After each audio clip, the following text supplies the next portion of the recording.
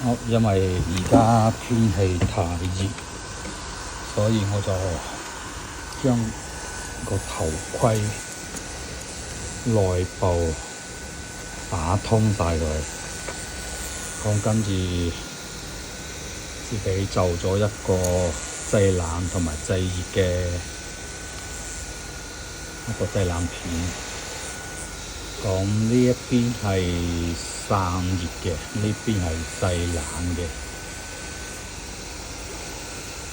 上面呢個係熱區，呢度有一塊咧係充電板，有一塊咧係升壓板。因為我哋而家呢個係12W嘅風扇，呢邊都係12W，呢邊係吹，呢邊係抽。當然啦，下邊我哋唔少得嘅就係兩個100-560嘅電芯。你話有冇效果？我都要實測一下佢裏邊嗰個情況。而家嘅溫度係26度。哎呀，仆街啦！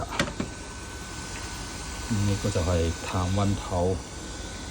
好，我哋先睇下熱區呢邊先啦，睇下熱區呢邊嘅咩溫度先。而家熱區呢邊嘅話就34、35，而家溫度不停係咁升緊，證明佢而家係製緊冷嘅。而家試下個凍區呢邊先，而家29度。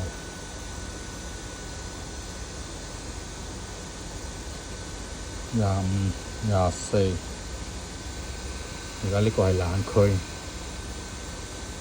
23，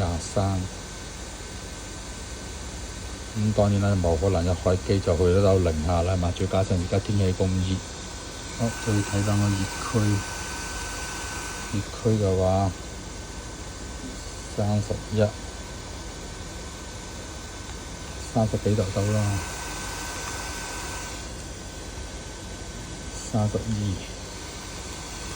明顯係感覺到呢邊係會比較凍。呢邊24度，因為到時太陽一曬嘅話咧，可能個溫度仲會稍微再高翻1-2度。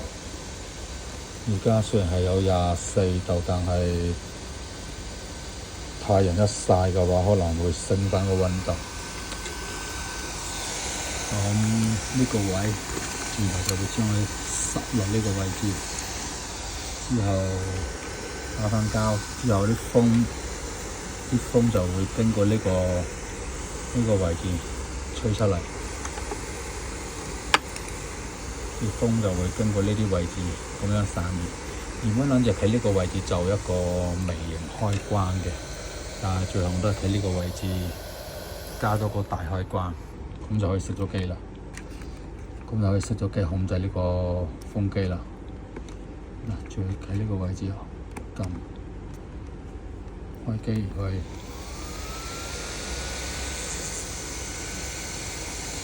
好，大概係咁上下結構咯。但係呢個嘢我整咗成2個月，因為冇時間整，每日翻嚟整少少，每日翻嚟整少少，得鬼閒咩？自己啲嘢都就唔得掂係嘛？有啲下得吹到條褲都甩啦。22、21，可能仲可以凍，因為呢塊片應該仲可以繼續凍落去嘅，時間問題嘅啫。呢塊製冷片最低溫度應該可以結冰，只不過係時間方面嘅問題。